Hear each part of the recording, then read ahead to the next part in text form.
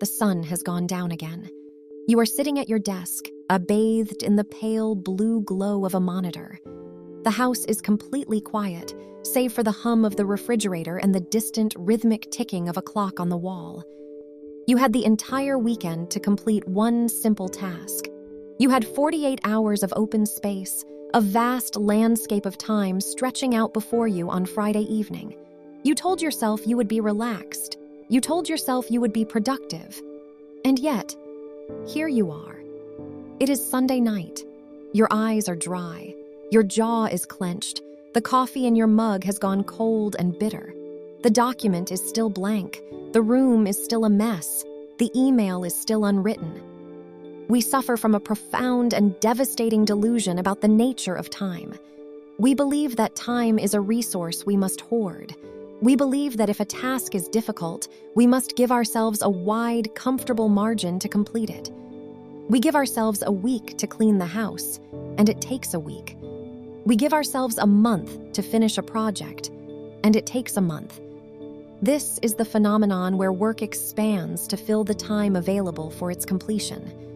It feels like pouring a single drop of water into a vast, sun-baked canyon. It disappears into the dry dirt, evaporating into nothingness long before it can ever quench your thirst.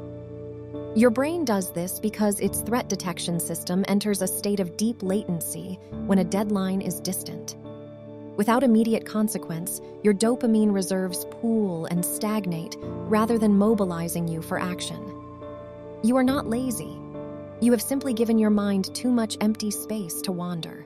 We must examine exactly how this invisible trap dismantles your daily life, beginning with the work you do. Think of the open-ended project sitting on your desk right now, the one you gave yourself a month to finish. You spend the first 3 weeks doing what you call research. You open dozens of tabs. You read articles you will never remember. You organize your folders. You buy new pens. You convince yourself you are preparing, but you are merely circling the perimeter of the work. You are dragging out a process that requires only an hour of true focus.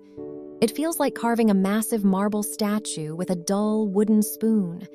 You are scraping away aimlessly, feeling the immense friction in your hands, sweating under the effort.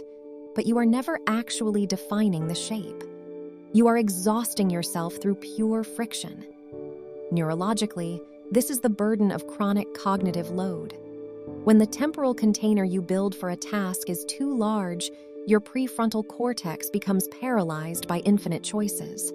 Every extra day you give yourself is an extra day of decision fatigue, clouding your judgment before the real work even begins. This poison bleeds into your relationships too. Think of the conversation you have been avoiding. You know you need to tell someone a hard truth. You need to set a boundary, but you wait for the right time. You tell yourself you will do it this weekend, then next week, then after the holidays. You let the time expand. It feels like carrying a heavy iron chain wrapped tightly around your chest, hidden beneath your clothes. No one else sees it, but with every single step you take, the rough metal grinds against your ribs, making it harder to breathe. You carry this weight to dinner, to bed, into your dreams.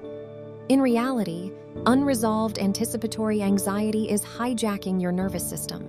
By delaying the confrontation, you force your amygdala to run continuous, exhausting background simulations of conflict. Your brain imagines 1,000 terrible outcomes, slowly draining your baseline serotonin and trapping you in a state of permanent, quiet panic. And then there is your internal monologue, the quiet, brutal voice in your head on a Sunday evening. The house is still cluttered. The laundry is still piled in the corner. You promised yourself a clean slate this weekend. You spent the entire weekend thinking about cleaning, feeling guilty about not cleaning and dreading the act of cleaning. It feels like walking through an endless, silent house of mirrors.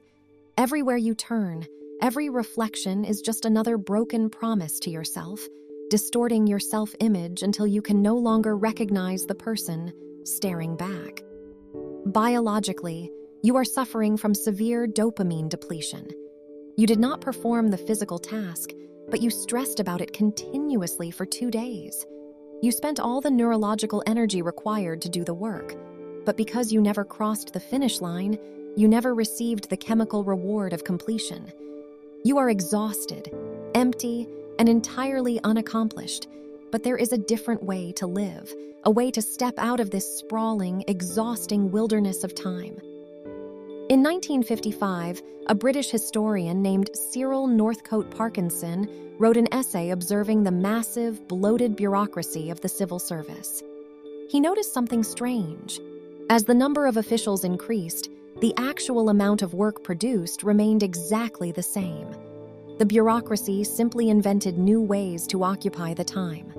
An elderly woman with nothing to do might spend an entire day writing a single postcard to her niece.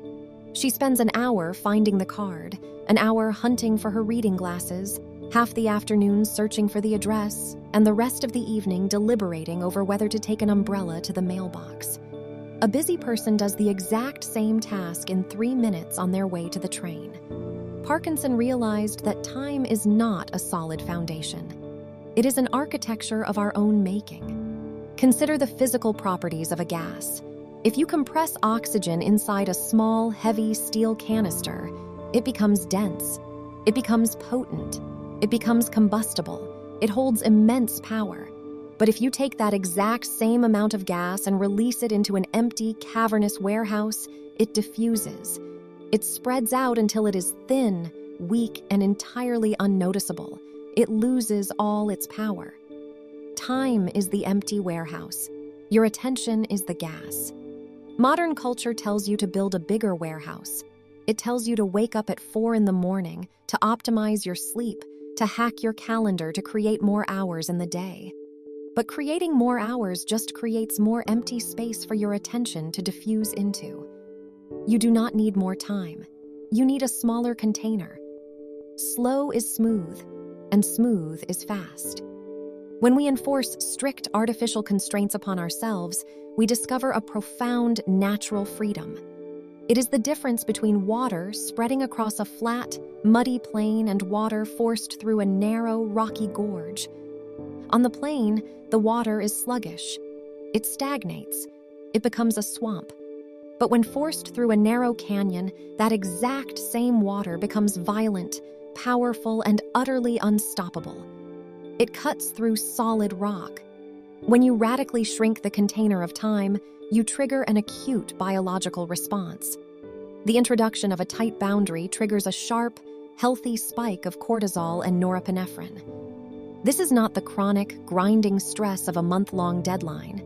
This is a vital evolutionary mechanism that sharpens your focus, dilates your pupils, and forcefully eliminates all background distraction. You stop thinking about how to do the work, and you simply begin moving, knowing this is useless if you do not test the boundaries of your own containers today. Look at the list of things you need to do. Find the one task you are dreading the most, the one that feels heavy. Perhaps you allocated 2 hours for it this afternoon. I want you to cut that time in half. Give yourself exactly 1 hour. Set a physical timer, place it across the room, and watch the numbers count down. Your brain is going to scream at you. It will tell you this is impossible. It will tell you that you need to prepare more, that the work will be sloppy, that you are setting yourself up for failure. It will beg you to open just one more tab, to check your phone just one more time. Let the work be sloppy. Perfectionism is just procrastination wearing a suit. Accept the imperfection and move your hands. By having the timeline, you are initiating a physical shock to your system. It feels like stepping out of a warm, stagnant, murky bath and plunging your entire body directly into a freezing, rushing river.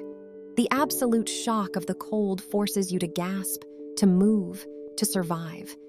There is no time to overthink the temperature. There is only action. Neurologically, you are forcing a complete system override. By enforcing extreme constraint, you deliberately bypass the brain's executive planning centers, which are bogged down in anxiety and perfectionism. You force your mind to shift immediately into motor execution. You trade the slow, chronic, suffocating anxiety of endless time for the sharp, vivid, productive reality of the present moment. Time is not a master you must serve. It is simply an empty vessel waiting for you to define its shape. Do not let your life evaporate into the endless, blurry expanse of tomorrow. Do not let your ambitions drown in an ocean of spare time. Gather your focus, build a smaller room, shrink the container, walk into the fire of the present moment, and do the work. Stay unrushed.